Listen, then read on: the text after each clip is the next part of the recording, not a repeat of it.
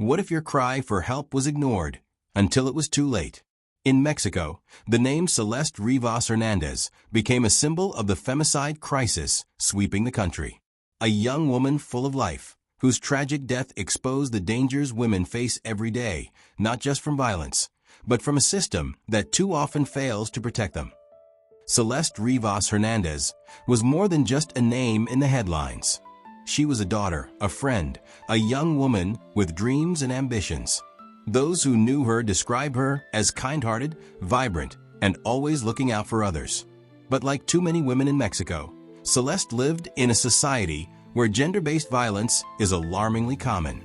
Every day, an average of 10 women are murdered in Mexico, and countless others disappear, a statistic that casts a shadow over every family. Celeste's life was cut short in circumstances that shocked her community. Reports indicate she had been facing threats, yet like so many cases, her concerns weren't fully taken seriously. Her story follows a pattern: women speaking up, families warning authorities, only to be dismissed or ignored until tragedy strikes. Celeste's fate became part of this devastating cycle. The day Celeste was killed, it was not only an act of violence against her, but also a reflection of a wider epidemic.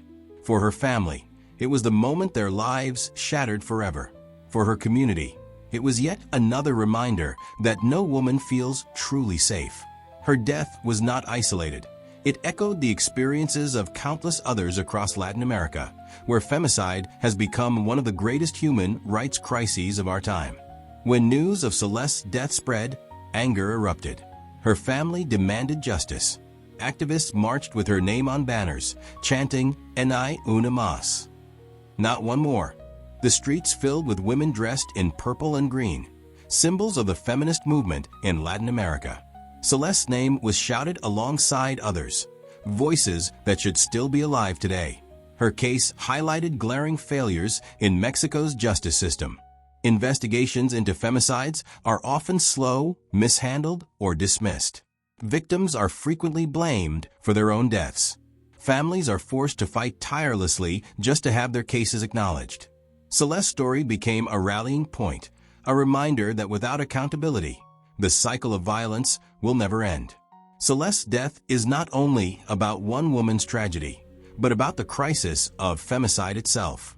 It raises painful questions. Why must women live in fear? Why are cries for help ignored? Why do families have to march in the streets just to demand basic justice?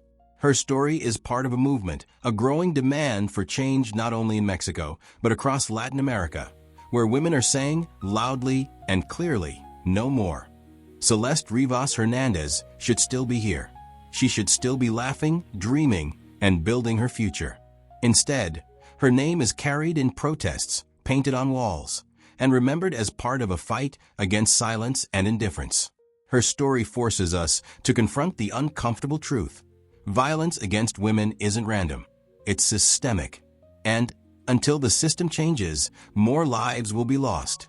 Celeste's name is not just a memory. It's a call to action. Say her name, Celeste Rivas Hernández. Let me know your thoughts in the comments. And remember, some stories deserve to be told, even when they break your heart.